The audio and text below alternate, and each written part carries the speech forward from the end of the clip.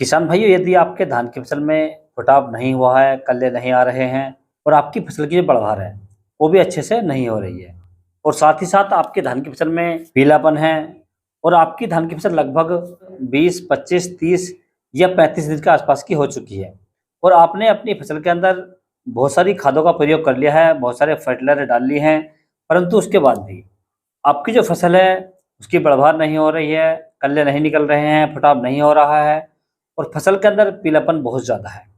तो किसान भाइयों, आज के इस वीडियो में मैं आपके लिए एक ऐसी खाद लेकर आया हूँ। यदि आप इस खाद को अपने धान की कमज़ोर से कमज़ोर फसल में सही तरीके से डाल देते हैं तो मैं आपको गारंटी देता हूँ आपके धान की फसल लगभग 8 से 10 दिन में पूरी तरीके से कल्लों से भर जाएगी।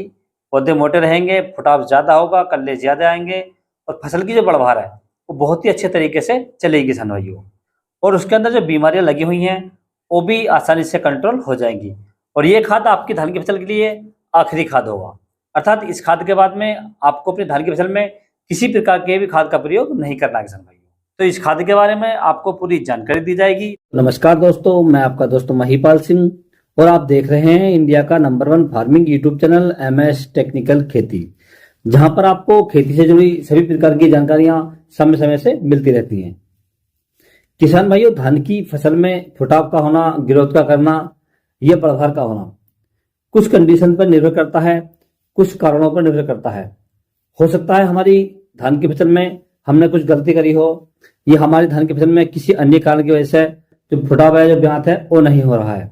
परंतु बहुत सारे किसान भाई क्या करते हैं, उन्होंने अपनी धान की फसल में भरपूर लागत लगा ली है, भरपूर मात्रा में खाद लगा ली है, परंतु उसके बाद भी उनकी फसलें ग्रोथ नहीं करती हैं। तो वे किसान भाई अपनी फसल से हार जाते हैं कि हम इसमें कितनी भी खाद डाल दें ये फसल नहीं होगी और पड़ोसी भी आपके कहने लगते हैं कि फसल नहीं होगी।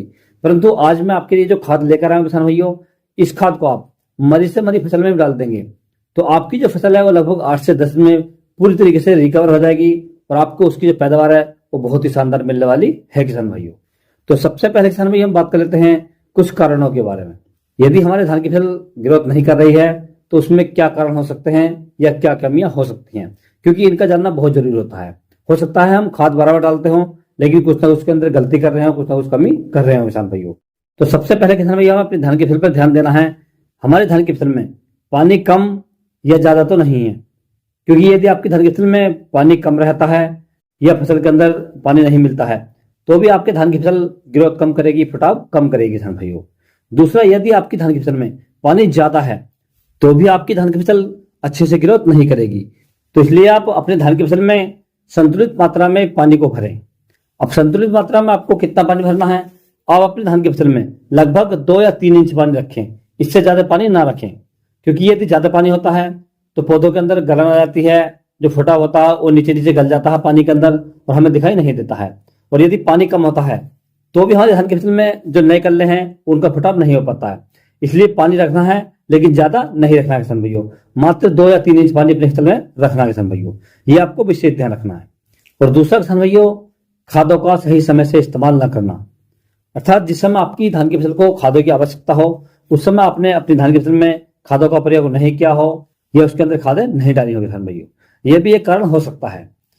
तीसरा किसान भाइयों, आपने खादें तो बहुत सारी डाली हैं और समय पे डाली हैं, परंतु हो सकता है आपने जो खादें डाली हैं वो धान की फसल के लिए पर्याप्त ना हो या उनके अंदर धान के अनुसार जो न्यूट्रिएंट होते हैं वो आपको नहीं मिले हो या आपने नहीं दी हो, तो भी आपकी फसल के अंदर जो फुटाव है वो कम रह जाता है या कल्ले कम रह जाते हैं किसान भाइयों। तो ये कारण भी हो सकते हैं हमारे धान की फसल में फुटाव ना होने के, कल्ले ना निकलने के और फसल के अंदर पीलापन आने के। तो इन बातों का आप ध्यान रखें। अब किसान भाई हम बात कर लेते हैं धान के लिए सबसे पावरफुल और आखिरी खाद के बारे में। आपकी फसल 20 दिन की है, 25 दिन की है, 35 की है या 40 की भी हो सकती है। इस खाद को आप किसी भी फसल में डाल सकते हैं और मात्र एक ही बार में आपकी जो धान की फसल है वो बहुत ही अच्छे से ग्रोथ करेगी, फुटाव करेगी और आपकी धान की फसल में ये खाद आखिरी खाद होगा किसान भाइयों। तो इसके लिए किसान भाई आपको जो मार्केट से खाद और फर्टिलाइजर लेकर आने हैं, तो सबसे पहले किसान भाई इसके अंदर आपको लेना है यूरिया। यूरिया की मात्रा की यदि हम बात करें तो आपको लगभग 45 किलोग्राम प्रति एकड़ लेना है किसान भाई। दूसरा किसान इसके अंदर आपको ऐड करना है ह्यूमिक एसिड। ह्यूमिक एसिड किसान भाई आपको लगभग 98% वाला आता है, जो ब्लैक कलर का आता है, काला राख की तरह, ये आपको लेकर आना है। इसकी यदि डोज की बात करें या मात्रा की बात करें तो आपको लगभग 1 किलोग्राम प्रति एकड़ लेना है किसान भाइयों। दूसरा किसान, इसके अंदर आपको ऐड करनी है मैग्नीशियम सल्फेट। मैग्नीशियम सल्फेट की यदि हम मात्रा की बात करें, डोज की बात करें तो आपको लगभग 3 से 5 किलोग्राम प्रति एकड़ ले सकते हैं किसान भाइयों। यदि आपकी फसल ज्यादा कमजोर है तो आप 5 किलो ले सकते हैं। यदि फसल ठीक ठाक है, नॉर्मल है, तो आप इसे 3 किलो ले सकते हैं किसान भाइयों। और चौथा किसान, इसके अंदर आपको ऐड करना है एक दानेदार कीटनाशक। दानेदार कीटनाशक किसान भाई आप ले सकते हैं फटेरा। फटेरे के अंदर यदि हम टेक्निकल की बात करें तो इसके अंदर क्लोरेंटा लीलीप्रोल 0.4% जीआर होता है किसान भाइयों। क्योंकि 20 दिन के बाद हमारी धान की फसल में जो इल्ली होती है, जो तनाछेदक होती है, या जो जड़ वाले कीट होते हैं, उनका प्रकोप हो जाता है या उनका अटैक हो जाता है। इसलिए फसल को कीटों से भी बचाना है किसान भाइयों। तो इसीलिए आपको जो फटेरा होता है ये ऐड करना है। इसे आप किसी भी कंपनी में ले सकते हैं, बहुत सारी कंपनियां देती हैं, लेकिन अच्छी कंपनी होनी चाहिए। आपको टेक्निकल जरूर याद रखना है, क्लोरेंटा नीलीप्रोल 0.4% जीआर, ये आपको लेना है किसान भाइयों। इसकी मात्रा आपको लगभग 4 किलोग्राम प्रति एकड़ लेनी है किसान भाइयों। और पांचवा, इसके अंदर आपको ऐड करनी है सरसों की खली। अब सरसों की खली आपको किस कंडीशन में ऐड करनी है? यदि आपकी धान की फसल में पानी का भराव कम होता है, यानी उसके अंदर पानी नहीं रुकता है, आपने अपने खेत के अंदर पानी भर दिया और लगभग 2 से 3 घंटे में सूख जाता है, यह पानी बिल्कुल नहीं रुकता किसान भाइयों, तो इस कंडीशन किसान में आपको इसमें जो सरसों की खली होती है ये ऐड करनी है। इसकी मात्रा आपको लगभग 10 से 15 किलोग्राम प्रति एकड़ लेनी है किसान भाइयों। और यदि आपकी धान की फसल में पानी ज्यादा भरता है, पानी सूखता ही नहीं है, तो आपको सरसों की खली नहीं लेनी किसान भाई। इसके स्थान पर आपको लेना है सल्फर। सल्फर आपको लेना है 80% WDG वाला, जो फंगीसाइड में आता है। इसकी मात्रा की बात करें तो आपको लगभग 3 किलोग्राम प्रति एकड़ लेना है किसान भाइयों। लेकिन लेना उसी कंडीशन में है जिस समय आपकी धान की फसल में पानी नहीं सूखता है किसान भाइयों। और यदि पानी जल्दी सूख जाता है तो आपको सरसों की खली लेनी है किसान भाई। अर्थात मेरे कहने का मतलब है, यदि आपकी धान की फसल में पानी नहीं रुकता है, आप उसमें पानी भरते हैं तुरंत सूख जाता है, तो आपको उसके अंदर सरसों की खली ऐड करनी है।